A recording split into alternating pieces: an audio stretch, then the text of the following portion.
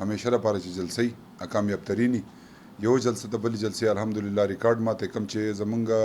په 8 سپتمبر باندې جلسه ده هغه ان شاء الله د پوره پاکستان نه د سره سره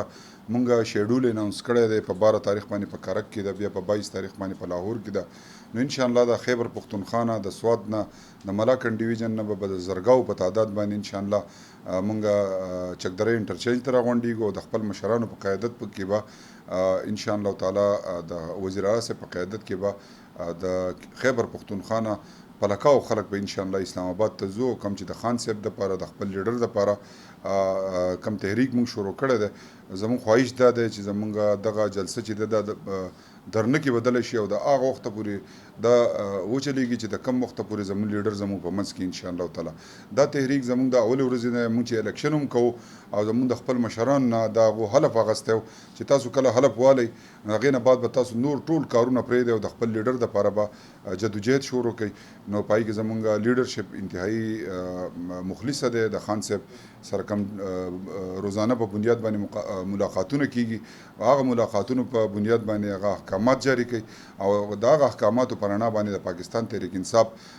د خیبر پختونخوا د ټول پاکستان کم زمون عوام چې دی هغه به ان شاء الله تعالی د 8 سپتمبر لپاره भरपूर جدوجہد کوي په دې قسمه په لاره کې هر قسمه رکاوټونه رالو هغه به ان شاء الله تاسو وینئ قوم به وینئ دا رکاوټونه زموږ د مخې هیڅ نه دي د نه مخکې مونږ ټرین شوي د نه مخکې مونږ دنیا احتجاجونه کړي دي لارې ځای په ځای بندي شوي دي او مونږ تلې خپل احتجاجو د اخر وخته پورې کړی بیا د سواد خلک کله چې په 2016 کې خان صاحب په بنیګاله کې بند کړی شو نو ټول ناولۍ قافله چې وه هغه د سواد نه تلې وه د خیبر پختونخوا کې د ټول ناول زمون ډېر ملګري په لاره کې ونیوی شو او د هغو مختلف ځایونو کې جیلونو ته لاړو د هغې باوجود مونږ په بنیګاله ته تللي وو او خپل کمانو سنبال کړی د خان صاحب فرنټ لاین په دا کې ولاړو نو ان شاء الله د 8 تاریخ ز خپل د سواد د خیبر پختونخوا تحصیلي بابوزی پاکستان تحریک انصاف یوت آی اس اف مدر وینګ ټولو ته درخواست کوم چې د خپل علاقونه په ګڼ تعداد کې ان شاء الله په دې کې شرکت وکړي دا د حقیقي ازادۍ دپاره کم چې زموږ د ملک یرغمال دی د هغه